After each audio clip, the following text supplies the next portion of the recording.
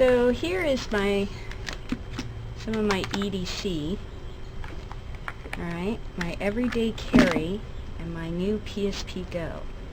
And I'm going to go over some of the stuff, the problems I have with it first, and then the things I like about it secondly, okay?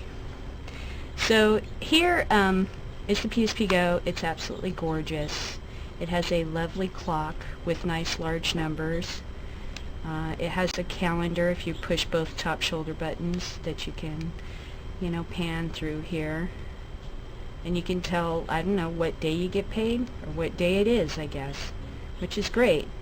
Or what time it is, which is great. But you can't actually add any notations to the time or to the dates. So you're just it's just a wall calendar that you can't write on. Just, oh, that's neat, and it's over. Okay. It does a couple of other things. You tap the shoulder buttons, it makes a wave. How exciting for all of us, a wave. Okay. Then, not now, sweetheart. Okay. Some of the other things I'm not too excited about is, I'm not excited about the memory. This is my original PSP. As you can tell, it is, why are you here bothering, okay? This is my original PSP, and as you can tell, it's much lighter and thinner. It is thinner, smaller. It's still got weight, like it's a device that's worth carrying, but it's not as wide. I have noticed that not putting your fingers on either side, I don't know, it feels better. Having your fingers underneath seems to give you more of like a movie screen. Having your fingers on the side makes a canyon on either side. Do you see what I'm saying? Like this. So you're looking down in between two obstacles instead of like that. So I have to say I like the physical setup a lot better, especially with the screen. I'm not here pushing buttons on the screen and creating this sort of canyon or boxed in feeling. I'm down here. I'm completely away from the screen. So I do like that. I can't stand the memory. I'm very upset about that. In this PSP, I was able to put in a 32 gigabyte card by simply taking two mini SD HC cards that are 16 gigabyte and putting them in this adapter and making it 32. You could also get these in 32 and make it 64. This has 16 gigabytes of internal memory, but the largest card you can get is 16 gigabytes, so you're limited to 32, and these cards are too small for this slot. So I can use neither of these cards in here. Imagine how annoyed I am. Another annoying thing.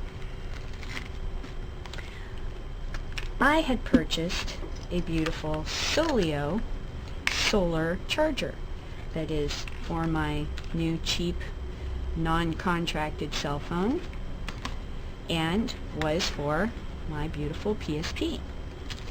Now with this new PSP, it does not work because the new PSP does not have this charger slot.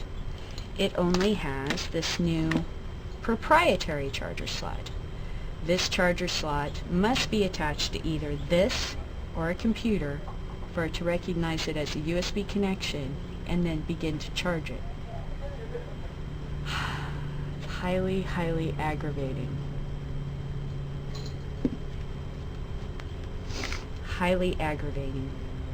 I even tried to use one of the Solio nibs that came with the device to attach to the USB connection that came with the PSP charger, and it still would not recognize it as a USB connection. I'll even do it here. Here's the Solio charger. Dun dun. You push it to charge. It recognizes that you've plugged it into something, right? Oh, it's not. There we go. You see it's beeping green.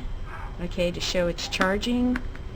But as you can see on the PSP, the light is not red, and it's saying that it's not actually hooked up to USB connection.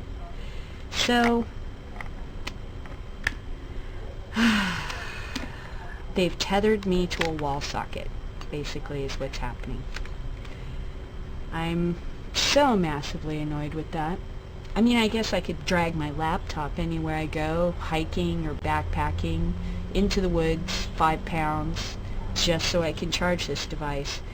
But I really wish that Sony had used an effing brain right here. I do not see any plans for them to come out with the solar charger. I'm so incredibly annoyed with them for doing this. I may have to make this a 2-part review. So amazingly annoyed. I don't even, this must have a chip in it or something that, you know, this device recognizes as a USB connection.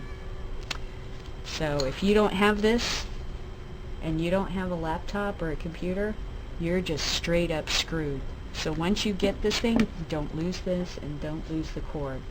Because there's no other way on God's green earth you're going to be able to charge the thing. Not till they start coming out with some cords and different options.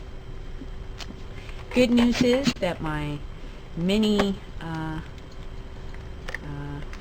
amplifier still works with it, because it's a simple, you know, connection. So I can still hook up my speaker, my Sony speaker, which I put in backpacking mode, which means I've ripped off everything that it doesn't need to make it lighter.